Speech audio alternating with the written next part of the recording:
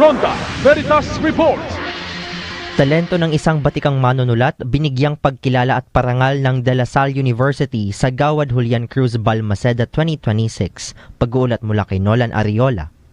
Maraming salamat mga kapanalig. Nagpugay ang komisyon sa wikang Filipino sa dati nitong direktor at mahalagang manunulat at eskolar na si Julian Cruz Balmaceda sa auditorium ng Philippine Information Agency lungsod ng Quezon.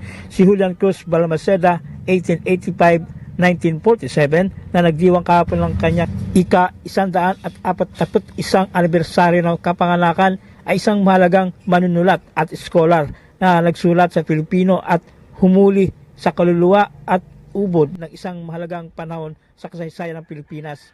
Nagsimula ang karera niya bilang manunulat mula sa pagtatapos ng kolonyalismong Espanyol tungo sa guho ng ika-15 pandaigdig.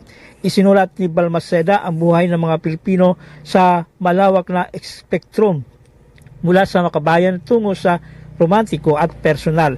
Ayon sa mga sanggunian, sumulat si Balmaceda ng 802 tula at 44 na dula. Mula pa noong 2015, pinaparangalan ng KWF si Balmaceda sa pagkakaloob ng Gawad Julian Cruz Balmaceda sa bawat kaarawan niya. Kinikilala ng gawad na ito ang pinakamahuhusay na tesis at disertasyon na nakasulat sa Pilipino bilang ambag sa intelektualisasyon ng wikang pambansa. Nagugi para sa 2026 na Darwin Plaza ng Ateneo de Naga University sa tesis at Ferdinand Harin ng De La Salle University sa disertasyon.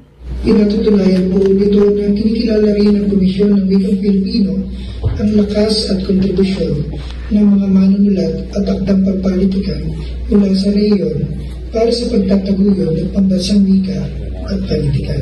Yan ang tinig ni Ginoong Ferdinand Harin.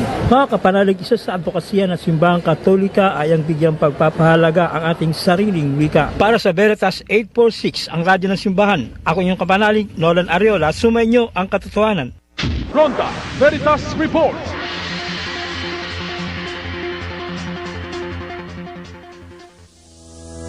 Malaki man o maliit, marami man o kakaunti. Sa bawat pagnanasa ng pag-aari ng iba, may tinig na maririnig. Ang ikapitong utos, huwag kang magnanakaw. Ang kawatan, madalas hindi nakikita. Minsan, ito'y nasa tahimik na pandaraya, sa sukling hindi binibigay, sa tiwalang nilalapastangan, sa pondong nilulustay at kinakamkam. ang ikapitong utos, Huwag kang magnanakaw.